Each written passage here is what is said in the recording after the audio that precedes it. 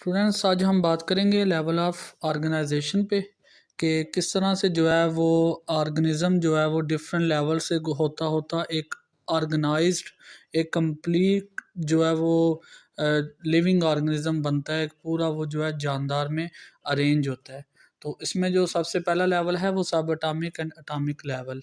तो students, all types of matter are made up of elements and each element contains a single kind of atoms। ठीक है, कि जितने भी matter हैं, मैटर को आप कैसे डिफाइन करते हैं कि हर वो चीज़ जो जगह घेरती है, जो वज़न रखती है, उसको हम मैटर कहते हैं।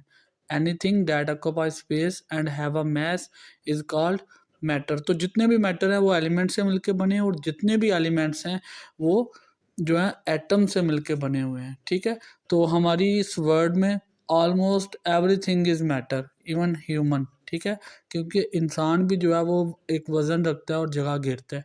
ठीक है, तो पहली बात क्या होगी कि all types of matter are made up of elements and each element contains a single kind of atoms. ठीक है, अब सेकंड बात कि जो एटम्स हैं ये सब एटॉमिक पार्टिकल्स से मिलकर बनते हैं।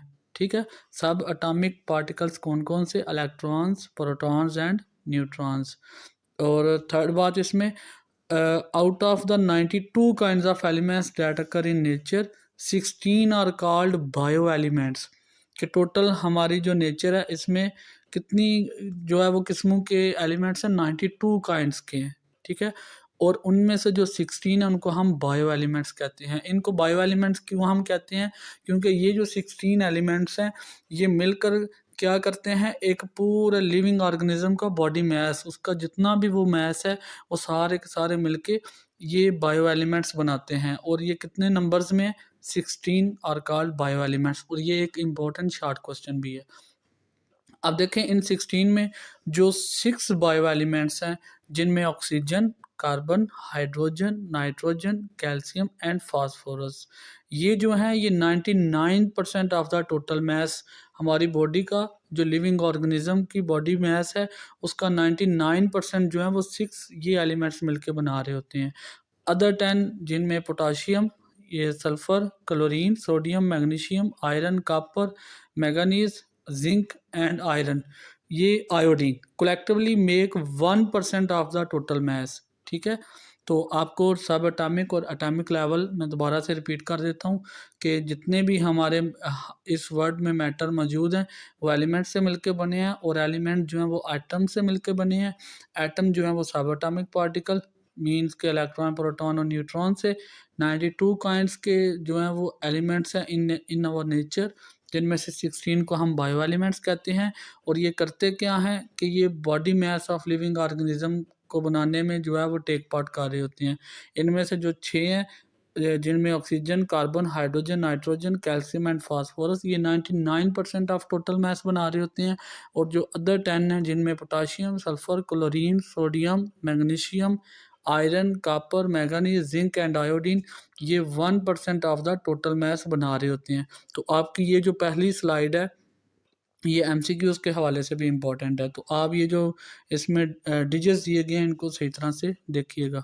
अच्छा स्टूडेंट्स, जब बहुत सारे जो हैं वो बायो एलिमेंट्स मिलते हैं तो वो मिलके क्या बना देते हैं? एक मॉलिक्यूल्स बना देते हैं। ठीक है, अब देखें, इन organisms bio elements combine through ionic और कोवलेंट बॉन्ड। ठीक है, यहाँ वो आयनिक बॉन्ड के ज़रिए जुड़ते हैं बायो एलिमेंट्स, या फिर वो कोवलेंट बॉन्डिंग के ज़रिए से। ठीक है, आयोनिक बॉन्डिंग में क्या होता है कि जिसमें पॉजिटिव या नेगेटिव आयन्स आपस में मिलते हैं तो जो है वो एक बॉन्ड बनता है। और कोवलेंट बॉन्डिंग में क्या होता है कि जिसमें जो है वो बायो एलिमेंट्स आपस में म्यूचुअल शेयरिंग करके जो है वो बॉन्ड बना रहे होते हैं।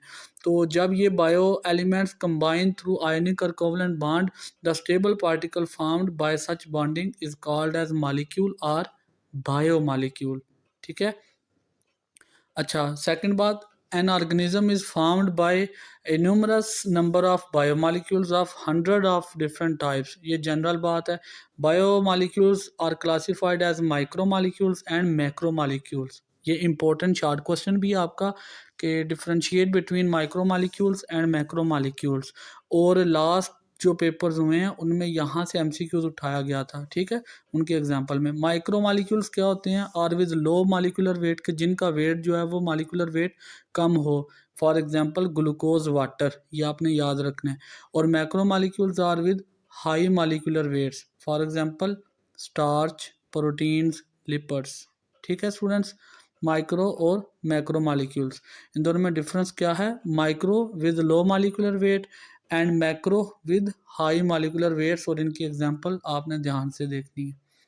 अच्छा स्टूडेंट्स, इसके बाद जब बहुत सारे बायोमॉलिक्यूल्स मिलते हैं तो वे मिलकर क्या बनाते हैं, ऑर्गेनेलिज बनाते हैं। Biomolecules assemble in a particular way and form organelles, ठीक है। द ऑर्गेनेलिज आर एक्चुअली सब सेलुलर स्ट्रक्चर्स। सब सेलुलर स्ट्रक्चर्स का क्या मतलब कि ये ऑर्गेनेलिज जो है ये सेल के अंदर जो साइटोप्लाज्म होता है उसके अंदर मौजूद होती हैं, इस वजह से हम इनको जो है वो सब सेलुलर स्ट्रक्चर भी कहते हैं। And when they assemble together units of life such as cells are formed, ठीक है। अब देखें जो सेल है, सेल के अंदर साइटोप्लाज्म है, साइटोप्लाज्म के अंदर ये बहुत सारी ऑर्गेनेलिज जब आपस में मिलती हैं तो वो मिल के क्या बनाती हैं, एक सेल बनाती हैं। और ये सेल क्या है, it is a structural and functional unit of life, ठीक है। अब मैं आपको बताता हूँ कि अब देखें ऑर्गेनेलिज में मसलन कौन कौन सी, सेल मेम्ब्रेन, ठीक है, साइटोप्लाज्म, ये तो वो डिवीजन है ना। ऑर्गेनेलिज जो है वो साइटोप्लाज्म के अंदर वो क्या है, उनमें न्यूक्लियस हो गया, उनमें राइबोसोम्स हो गए, उनमें गोल्जी बॉडीज़ होगी, उनमें माइटोकॉन्ड्रिया हो गया, उनमें राइबोसोम्स हैं, उनमें जो है फिर लाइजोसोम्स, तो वो ये सारी क्या हैं, ये ऑर्गेनेलिज हैं। Each type of organelle is specialised to perform a specific function, कि अब जहाँ जितनी भी ऑर्गेनेलिज जो वो सेल के साइटोप्लाज्म के अंदर मौजूद होती हैं उनका एक स्पेसिफिक फंक्शन होता है, हर एक का दूसरे से काम करना जो है वो मुख्तलिफ होता है। फॉर एग्जांपल जैसे आप देखें माइटोकॉन्ड्रिया, तो mitochondria are specialised for cellular respiration. ये माइटोकॉन्ड्रिया जो है ये हमारे जो है वो सेलुलर रेस्पिरेशन के लिए इम्पोर्टेंट है। आप आगे जाके अपने 7वें चैप्टर में पढ़ेंगे सेलुलर रेस्पिरेशन। ये स्टूडेंट्स एक ऐसा प्रोसेस होता है कि जिसके दौरान जो हमारी ग्लूकोज हम जो खुराक ले रहे होते हैं उसमें से कार्बन हाइड्रोजन बॉन्ड टूट के वो क्या बनाते हैं, उसको एनर्जी में जो है वो कन्वर्ट कर रहे होते हैं। तो अब देखें हर ऑर्गेनेली का एक स्पेसिफाई फंक्शन होता है। तो माइटोकॉन्ड्रिया का क्या है कि it is specialised for cellular respiration and ribosomes are specialised for protein synthesis, ठीक है। हमारी बॉडी की जितनी भी रिक्वायरमेंट्स हैं प्रोटीन्स की, उनकी सिंथेसिस, उनकी प्रोडक्शन कौन सी ऑर्गेनेली करवा रही होती है, ribosomes. It is an example of the division of labour within the cell, कि हर एक जो है अपने अपने ऑर्गेनेली जो है वो हर एक अपने अपने काम में लगी हुई है। तो अब देखें in case of prokaryotes and most protists the entire organism consist of a single cell, ठीक है। जितने भी प्रोकैरियोट्स हैं जिनमें आप वो माइक्रो ऑर्गेनिज्म जो ये बैक्टीरिया वगैरह, ठीक है, तो उनमें सिंगल सेल होता है। और इसके अलावा जितने भी फंजाई या ऑल एनिमल्स एंड प्लांट्स जिनमें जो है वो ह्यूमन भी हो गए, तो ये क्या होते हैं, इनमें ट्रिलियंस ऑफ सेल्स होते हैं। तो जो प्रोकैरियोट्स हैं इनको हम यूनिसेलुलर ऑर्गेनिज्म कहते होते हैं, ठीक है। और जो एनिमल्स और प्लांट्स और फंजाई हैं इनको हम मल्टी सेलुलर ऑर्गेनिज्म कहते हैं, ठीक है। तो अब जब बहुत सारे सेल आपस में मिलते हैं तो वो मिलकर क्या बना देते हैं, टिश्यू बना देते हैं। इन मल्टी सेलुलर ऑर्गेनिजम्स जैसे ह्यूमन कह लें आप, similar sales performing similar functions, के एक जैसे सेल्स जिनके फंक्शंस भी एक जैसे होते हैं, जब वो ऑर्गेनाइज्ड होते हैं, जब वो कंबाइन होते हैं इनटू ग्रुप्स, तो वो क्या बना देते हैं, टिश्यूज़, ठीक है। There are different types of plant tissues. अब देखें प्लांट्स और एनिमल्स की यहाँ पे डिफरेंट टाइप्स की बात की, जैसे एपिडर्मल टिश्यू हो गए, ग्राउंड टिश्यू हो गए, ठीक है। इनका जो है वो फंक्शन मेनली क्या हो रहा होता है कि ये प्लांट्स को शेप वगैरह वो सब कुछ दे रहे होते हैं। और animal tissues are also of different types, for example nervous tissue, ठीक है। ये हमारे नर्व सेल्स जो हैं वो सारे जब कंबाइन होते हैं तो वो मिलके एक नर्वस टिश्यू बना देते हैं। इसी तरह हमारे जो हैं वो मस्कुलर टिश्यूज़, तो इनमें जो है वो डिफरेंट जैसे एपिथेलियल सेल्स वगैरह वगैरह, इस तरह के सेल जब मिलते हैं तो ये इस तरह के टिश्यूज़ बना रहे होते हैं। तो टिश्यू लेवल क्या है कि जब बहुत सारे सेल्स एक जैसे सेल्स जिनके फंक्शन एक जैसे हों, जब वो एक ग्रुप में कंबाइन होते हैं तो वो मिलके टिश्यूज़ बना देते हैं। आगे आपने इनकी ये प्लांट टिश्यूज़ और एनिमल टिश्यूज़ की जो है वो टाइप्स देख लेनी है। यहाँ पे जो जर्नल 2-3 दी हैं तो काफ़ी टिश्यूज़। अच्छा, इसके बाद है ऑर्गन लेवल। अब जब बहुत सारे टिश्यूज़ आपस में कंबाइन होते हैं तो वो कंबाइन होके ऑर्गन बना देते हैं, ठीक है? More than one type of tissue having related functions, जिनके काम एक जैसे हों, are organised together and make a unit called organ, ठीक है? फॉर एग्जांपल, अब हमारा जो स्टमक है, इट इज़ एन ऑर्गन, ये एक ऑर्गन है। और ये किस लिए आपको पता है स्टमक का क्या काम है? Specialised for the digestion of proteins and for storing food, ठीक है? हम जो फूड ले रहे होते हैं उनमें जो प्रोटीन्स वगैरह होती हैं उनकी डाइजेशन के लिए हमारा स्टमक स्पेशलाइज्ड है, ठीक है? And for storing food. आपने पिछली क्लासेस में पढ़ा होगा 8 क्लास या 7th क्लास में है गालबन, डाइजेशन जो है वो डाइजेस्टिव सिस्टम के हमारे जो स्टमक है उसमें अबाउट 4 आवर्स जो है वो फूड स्टोर रहती है।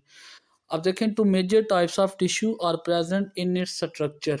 अब देखें, जो हमारा स्टमक है इसमें 2 टाइप्स के मेजर जो हैं वो टिश्यूज़ मौजूद होते हैं। इनमें एक है एपिथेलियल टिश्यू, या जिनको हम ग्लैंडुलर जो है वो टिश्यू कहते हैं।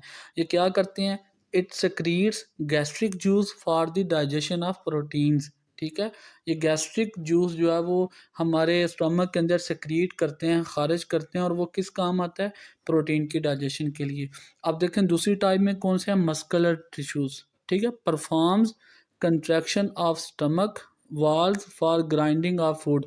अब स्टूडेंट्स, जब फूड जो है वो स्टमक के अंदर इंटर होती है तो वो स्टमक जो होता है, एक तो वहाँ पे जो है वो गैस्ट्रिक जूस वगैरह रिलीज़ होते हैं, एसिड जो है वो आ रहा होता है। वहाँ पे फिर क्या होता है कि जो हमारा स्टमक होता है वो कंट्रैक्ट होता है, और कंट्रैक्ट होकर क्या करता है? वो फूड को मज़ीद जो है वो ग्राइंड करता है, और इसको फिर जो है वो अपने पोस्टीरियर एंड की तरफ भेज रहा होता है, ठीक है? जहाँ पे फिर वो स्फिंक्टर लगे होते हैं वहाँ से फिर वो ओपन होते हैं, तो जो है वो फूड आगे पास आउट होती है स्मॉल इंटेस्टाइन में। तो ये हो गया आपका ऑर्गन लेवल, कि जब बहुत सारे टिश्यूज़ आपस में मिलते हैं तो वो मिलके एक ऑर्गन बना देते हैं। और इसमें हमने एग्जांपल पढ़ी है स्टमक की, कि आप देखें स्टमक में 2 तरह के इंपॉर्टेंट टिश्यूज़ होते हैं जो मिलके इसको बना रहे हैं। जैसे हमने बात की एपिथेलियल की, और दूसरा कौन-सा है? मस्कुलर, और फिर इनके फंक्शन देखे। अब जब बहुत सारे ऑर्गन्स आपस में मिलते हैं तो वो एक ऑर्गन सिस्टम बना देते हैं, ठीक है? Different organ performing related functions are organised together in the form of an organ system. In an organ system each organ carries out its specific function, और हर ऑर्गन का जो है वो एक स्पेसिफिक फंक्शन होता है। अब देखें फॉर एग्जांपल डाइजेस्टिव सिस्टम, ये हमारा एक ऑर्गन सिस्टम है, ठीक है? अब देखें इसमें डिफरेंट ऑर्गन कौन कौन से होते हैं। इनमें ओरल कैविटी, जिसमें ये हमारा माउथ, टिथ, ये सारा कुछ, ठीक है? उसके बाद हमारा स्टमक हो गया, ये भी एक ऑर्गन है। स्मॉल इंटेस्टाइन, ये भी एक ऑर्गन है। लार्ज इंटेस्टाइन, ये भी एक ऑर्गन है। लिवर, ये भी एक ऑर्गन है। एंड पेंक्रियाज, ये भी ऑर्गन है, ठीक है? अब देखें, ये जब बहुत सारे ऑर्गन आपस में मिले हैं तो एक ऑर्गन सिस्टम बना है जिसको हम डाइजेस्टिव सिस्टम कहते हैं। All these organs help in the process of digestion, और ये जितने भी ऑर्गन हैं ये सारे क्या करते हैं कि डाइजेशन के अमल में हिस्सा ले रहे होते हैं। अब ये नेक्स्ट जो बात है, the organ system level is less complex in plants as compare to animals. This is due to a greater range of functions and activities in animals than in plants. Sometime question पूछ लिया जाता है कि जो plants का organ system level है वो क्यों लेस कम्प्लेक्स है एज कम्पेयर टू एनिमल्स। तो उसका आंसर आप ये करेंगे कि जो एनिमल्स का ऑर्गन सिस्टम है उसमें जो है वो फंक्शंस की एक ग्रेटर रेंज होती है, एक उसमें बहुत ज़्यादा जो है वो कम्प्लेक्स फंक्शंस चल रहे होते हैं, बहुत ज़्यादा कम्प्लेक्स एक्टिविटीज़ हो रही होती हैं। इसलिए जो एनिमल्स का ऑर्गन सिस्टम लेवल है वो एज़ कम्पेयर टू प्लांट्स जो है वो कम्प्लेक्स होता है। अच्छा, इसके बाद जब बहुत सारे ऑर्गन सिस्टम मिलते हैं तो वो मिलके एक इंडिविजुअल बना देते हैं। Different organs and organ systems are organized together to form an individual or organism. ये एक पूरा जानदार है, ठीक है. For example, when a man is engaged in continuous and hard exercise, not only his muscles are working, but also there is an increase in the rate of respiration and heartbeat. ठीक है. देखें यहाँ पे क्या हुआ है कि जब एक कोई भी इंसान जो है वो कोई एक्सरसाइज या कोई हार्ड वर्क कर रहा होता है, तो वो कहते हैं कि सिर्फ अब उसके वो मसल्स नहीं इन्वॉल्व होते उसके काम में, बल्कि उसका रेट ऑफ रेस्पिरेशन भी इंक्रीज़ होता है और उसकी जो हार्ट बीट है वो भी फास्ट हो जाती है. फॉर एग्ज़ाम्पल, अगर कोई जो है वो फास्ट रनिंग करे, तो उसका रेट ऑफ रेस्पिरेशन, सांस भी फूलेगा और उसकी हार्ट बीट भी फास्ट होगी. This accelerated rate of respiration and heartbeat supplies more oxygen and food to the muscles which they need for continuous work. अब देखें यहाँ पे तीन जो है वो तीन तरह के सिस्टम एक वर्क में इन्वॉल्व हुए हैं, तो वो एक इंडिविजुअल जो है वो प्रॉपरली वर्कआउट कर रहा है. जिसमें देखें हमारा जो है वो सर्कुलेटरी सिस्टम, ये हार्ट बीट के हवाले से रेस्पिरेटरी सिस्टम, ठीक है, और इसी तरह हमारे मसल्स के लिए जो एक्टिविटीज़ को कंट्रोल किया जा रहा है, ठीक है. तो जब बहुत सारे ऑर्गन सिस्टम आपस में कंबाइन होते हैं तो वो कंबाइन होकर क्या बना देते हैं, एक इंडिविजुअल. और जब बहुत सारे इंडिविजुअल कंबाइन होते हैं, आपस में मिलते हैं, तो उससे एक पॉपुलेशन बनती है, ठीक है. Is defined as a group of organisms of the same species located at same place in the same time. ठीक है, कि ऐसे ऑर्गेनिज्म का ग्रुप जिनकी स्पीशीज़ एक ही हों. मिसाल के तौर पे हम बात कर लेते हैं पाकिस्तान में लाहौर सिटी की पॉपुलेशन की, कि वहाँ पे बहुत सारे जो हैं वो इंसान रह रहे हैं, तो वो सेम स्पीशीज़ होगी कि ह्यूमंस हैं, ठीक है, located in the at the same place. अब एक ख़ास जगह क्या है, वो लाहौर सिटी है. इन द सेम टाइम, और एक ही टाइम में जब वो रह रहे हैं, तो हम उनको क्या बोलेंगे कि वो क्या है, एक पॉपुलेशन है.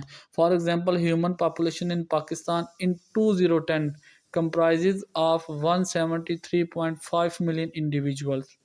ठीक है, ये एक एग्जांपल दिया है कि अब देखें यहाँ पे स्पीशी क्या है, ह्यूमन, और सेम प्लेस क्या है, पाकिस्तान, और सेम टाइम जो है वो क्या है, 2010.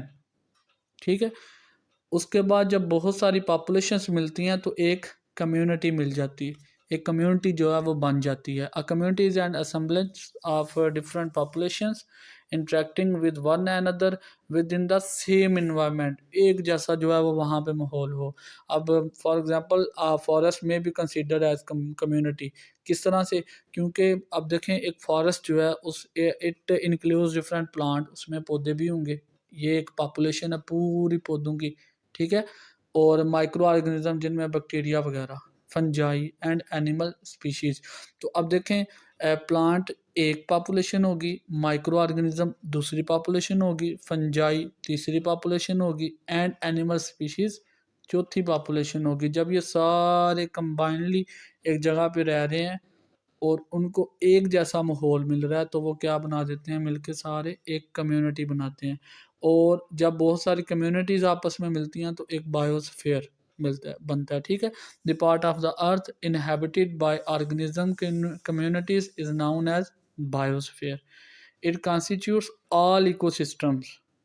इकोसिस्टम क्या होता है, areas where living organism interact with the non living components of the environment and is also called the zone of life on earth. ठीक है, बायोस्फीयर मतलब ये हमारी अर्थ का वो वाला पॉइंट है कि जहाँ पे लाइफ पॉसिबल है और वहाँ पे बहुत सारी जो है वो कम्युनिटीज़ मिलकर रह रही हैं.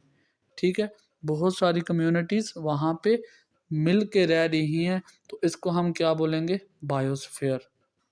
और एट द एंड ये एक जनरल व्यू है. देखें, सबसे पहले हम स्टार्ट कर रहे हैं सब एटॉमिक एंड एटॉमिक लेवल से. जब जो है वो डिफरेंट एलिमेंट्स कंबाइन होते हैं तो एक एटम बनता है, और जब डिफरेंट सब एटॉमिक पार्टिकल, और अब जो एटम है वो किससे मिलके बना होता है, सब एटॉमिक पार्टिकल से.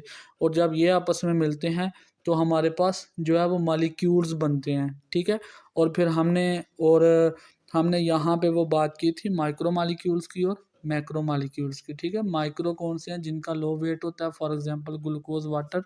और जो मैक्रो होते हैं उनमें कौन से हैं, जिनका जो है वो मालिकुलर वेट वो हाई होता है, जैसे प्रोटीन, लिपिड्स, स्टार्च एटसेट्रा। तो जब बहुत सारे मालिक्यूल बनते हैं तो वो मिलकर क्या बना देते हैं, ऑर्गेनेलीज, ठीक है। और हर ऑर्गेनेली का जो है वो स्पेसिफाई फंक्शन होता है, ये हमने डिटेल में बात की। और जब बहुत सारी ऑर्गेनेलीज आपस में मिलती हैं तो एक यूनिट ऑफ लाइफ, जिसको हम सेल कहते हैं, वो उसकी फॉर्मेशन हो जाती है। और जब बहुत सारे सेल्स मिलते हैं तो वो टिश्यूज़ बनाते हैं, और जब बहुत सारे टिश्यूज़ मिलते हैं तो उनसे आर्गन, और आर्गन्स के मिलने से आर्गन सिस्टम लेवल बनता है। और जब आर्गन सिस्टम लेवल आपस में मिलते हैं तो एक पूरा इंडिविजुअल बन जाता है। और जब बहुत सारे इंडिविजुअल्स एक ही स्पीशीज़ के मिलते हैं तो पॉपुलेशन, जैसे आपको ये तस्वीर में नज़र आ रहा है कि ये सारी एक ह्यूमन स्पीशीज़ की पॉपुलेशन है। और जब बहुत सारी पॉपुलेशन मिलती हैं तो एक कम्युनिटी बनती है। आप देखें, यहाँ पे आपको एनिमल भी नज़र आ रहे हैं, यहाँ पे आपको प्लांट्स भी नज़र आ रहे हैं, यहाँ पे आपको ह्यूमंस भी नज़र आ रहे हैं। और जब बहुत सारी कम्युनिटीज मिलती हैं तो वो बायोस्फीयर लेवल भी जो है वो बन जाती हैं। होपफुली स्टूडेंट्स कि आपको समझ आ गई होगी। और अगर कोई क्वेश्चन हो तो आप जो है वो मुझसे कमेंट्स में पूछ सकते हैं। Thank you.